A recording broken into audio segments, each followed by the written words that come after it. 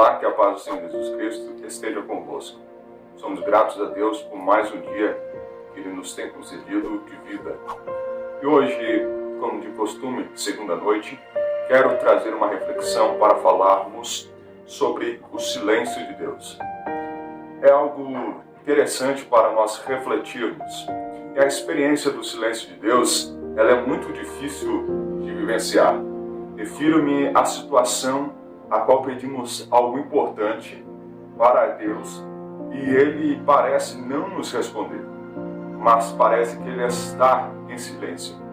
É interessante porque nas Escrituras Sagradas nós vamos encontrar vários escritores, vários personagens que passaram por esse momento. Tipo Jó, passou uma provação de tanto tempo e ele mesmo diz que sentia que Deus não o ouvia, que ele sentia que estava só. Ele sentiu na pele como era ter esse silêncio de Deus. E o grande escritor cristão C.S. Lewis viveu exatamente essa situação. Sua mulher estava com câncer e ele pediu a Deus a cura dela. Veja o que C.S. Lewis escreveu num momento de desespero. Mas se você vai até ele, Deus, quando sua necessidade é desesperada, quando outro tipo de ajuda é vão, o que você encontra? Uma porta é fechada na sua cara e você ouve o som da fechadura sendo trancada. Depois disso, silêncio. Porque Ele é tão presente no nosso tempo de prosperidade e tão ausente no momento de dificuldade. Esta foi a indagação de C.S. Lewis em meio ao momento de dificuldade. O que fazer quando se vive esse tipo de situação? Como evitar que a frustração da falta de resposta aparente de Deus leve o cristão a se afastar da fé? Como evitar que esses momentos de silêncio, momentos de resposta não chegam? Como evitar para que não nos afastemos, para que não nos apostatemos da fé? Primeira coisa, nós temos que entender que o sim é resposta, que o não é resposta. O espera também é resposta. Ou seja, o silêncio de Deus é uma forma de resposta que Ele tem para as nossas vidas. Porque é um momento que Ele está nos moldando, nos preparando para que nós consigamos alcançar, para que nós consigamos entender o que Ele tem reservado para cada um de nós. E aqui há uma história na Bíblia, que está em Mateus capítulo de número 15, versículo 21 a 28. Que ajuda a dar um sentido quando esse tipo de situação acontece. Refiro-me ao caso de uma mulher não judia que aproximou-se de Jesus pedindo-lhe ajuda, pois sua filha estava possuída por um demônio. Os discípulos nem queriam que a mulher falasse com Jesus, mas ela insistiu muito até conseguir falar com ele. A mulher, desesperada, pediu ajuda, mas Jesus ele permanece calado. A mulher insistiu e continuou clamando por ajuda. Sua fé era tamanha que ela intuitivamente sabia que o silêncio de Jesus não deve ser entendido como o silêncio dos seres humanos. Olha, como era a fé desta mulher. Ela tinha certeza de que o silêncio de Jesus tinha algum significado, que não era como o silêncio de qualquer pessoa, de qualquer cidadão, não era comportamento de qualquer pessoa comum. Ela sabia que tinha algo especial neste silêncio de Jesus. É interessante nós notarmos aqui como era a fé desta mulher. E o silêncio dos seres humanos normalmente ele significa alguma falta de interesse ou alguma indiferença no meio da situação. Mas o de Deus não é assim, é diferente. O fato de não haver uma resposta imediata de Deus não significa que Ele está indiferente ao que passa conosco. Ele não está indiferente com a nossa situação. É algo bem mais profundo, tem tudo um significado. Esse tipo de silêncio ocorreu no Calvário quando Maria e as outras mulheres elas estavam aos pés de Jesus, pregado na cruz, e certamente se perguntaram por que aquilo estava acontecendo. E não receberam qualquer resposta naquele momento. Elas só entenderam o significado daquilo que estava acontecendo muito mais tarde. O sacrifício de Jesus na cruz era Deus falando que ama e quer ver cada ser humano perto dele. Um exemplo disso é João 3,16, que nos diz: porque Deus amou o mundo de tal maneira que deu seu Filho unigênito para que todo aquele que nele crê não pereça, mas tenha a vida eterna. Deus estava em silêncio, mas Ele estava trabalhando para o bem da humanidade por intermédio de seu Filho Jesus Cristo. Tinha tudo planejado, tudo preparado. Agora, voltando à história da mãe que pediu ajuda a Jesus, o texto conta que, de tanto insistir a mulher, ela recebeu uma resposta. E essa resposta, ela pareceu deixar a situação ainda pior. Jesus, ele disse que não poderia atender o pedido dela, pois seu ministério estava limitado ao povo de Israel. E a mulher, ela não era judia. Se a história ela tivesse acontecido comigo, eu tivesse recebido uma resposta dessas, teria ido embora, talvez revoltado, desolado, entristecido por causa da situação que ela estava enfrentando, lamentando a falta de sensibilidade de Jesus. Talvez até pensasse que ele não era a pessoa especial que todos falavam. Mas aquela mãe, ela agiu de uma forma diferente. Ela persistiu e, deixando de lado todo o orgulho, implorou a Jesus pela a sua ajuda. Seu desespero era tamanho que ela não conseguiu ir embora. Não importa o que ele dissesse, sabia que somente Jesus poderia ajudá-la e por isso insistiu. Finalmente Jesus agiu e disse a ela: mulher, grande é a tua fé, faça-se contigo como queres. E a filha dela foi imediatamente liberta. O que foi? Ela entendeu o silêncio de Jesus, ela viu que tinha um significado, mas ela não se contentou apenas com o silêncio. Ela ficou esperando, buscando, se preparando para que aquela resposta que ela precisava viesse. Entenda, o silêncio de Deus é uma resposta, sim, mas é o espera, é o momento para que você aguarde até que lhe seja computado aquilo que Ele tem para você.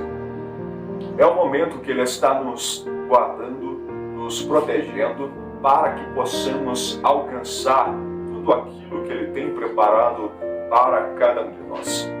E aqui, Deus muitas das vezes não age da forma como as pessoas esperam. O silêncio dele é apenas aparente e tem a ver com a nossa incapacidade de entender o que Ele está fazendo e dizendo.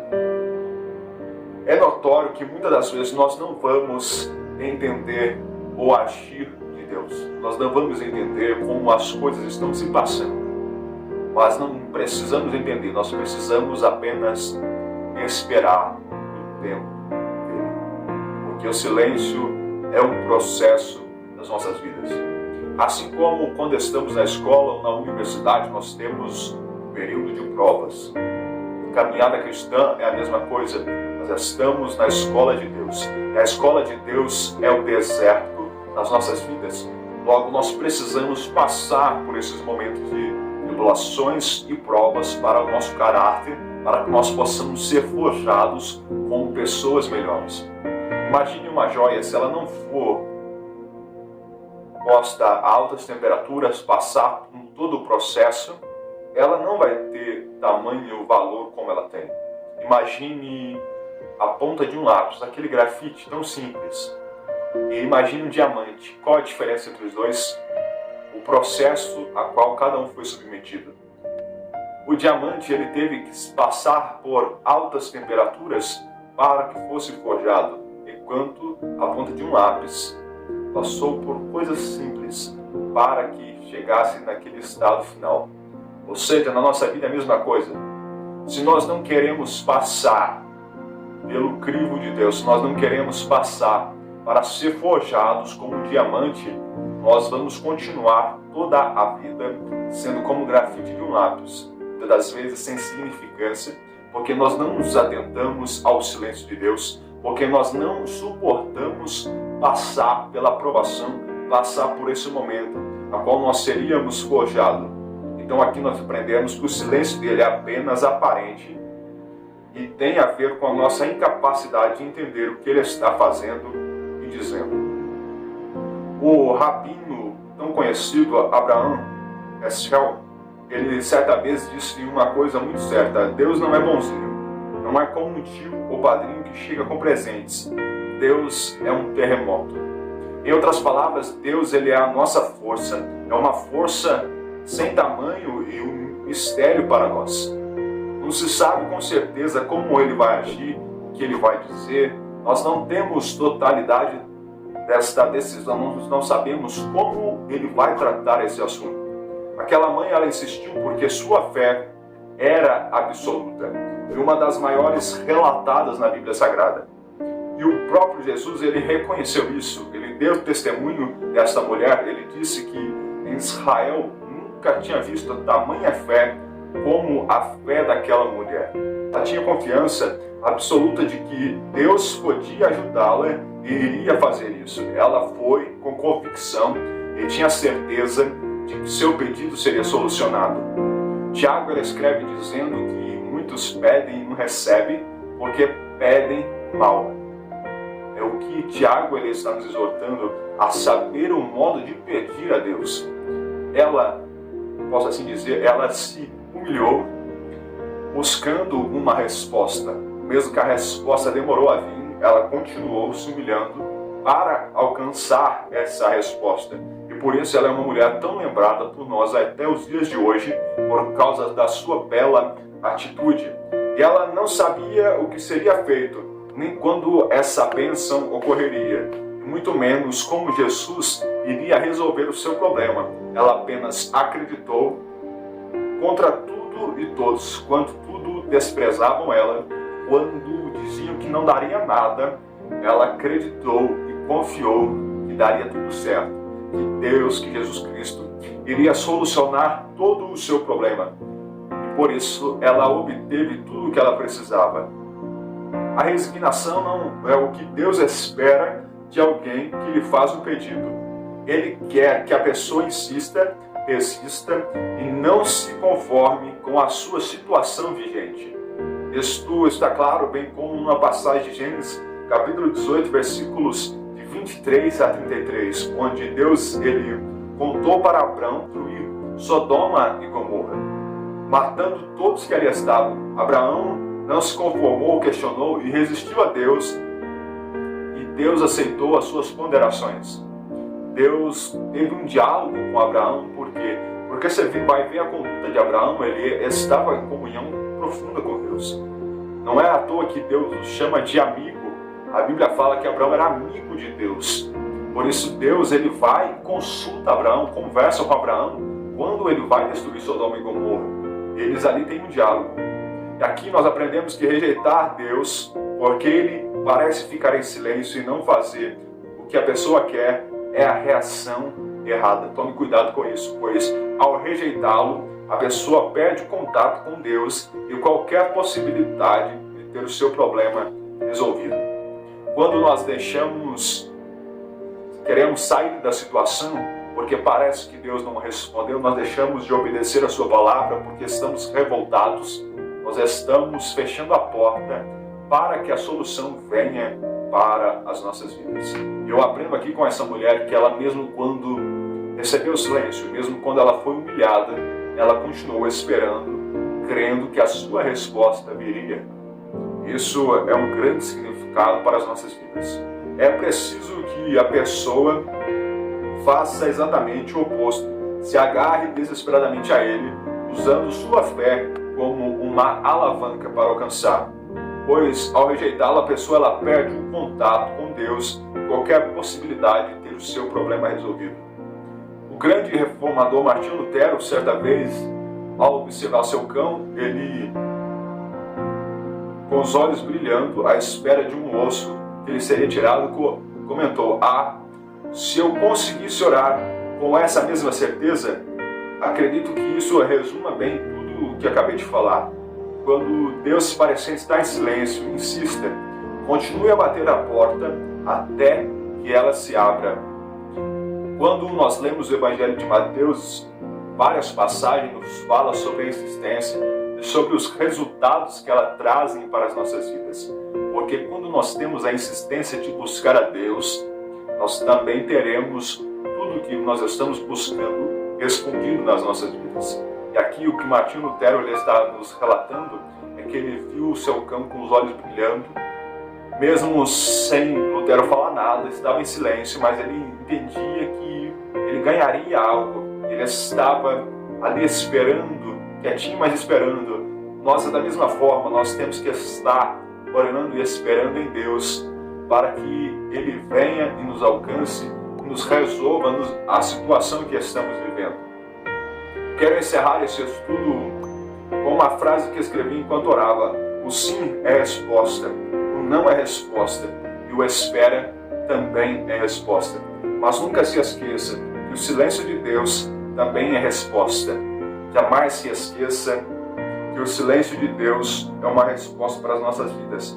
É uma forma que Ele usa para nos preparar, para nos moldar e nos forjar o nosso caráter.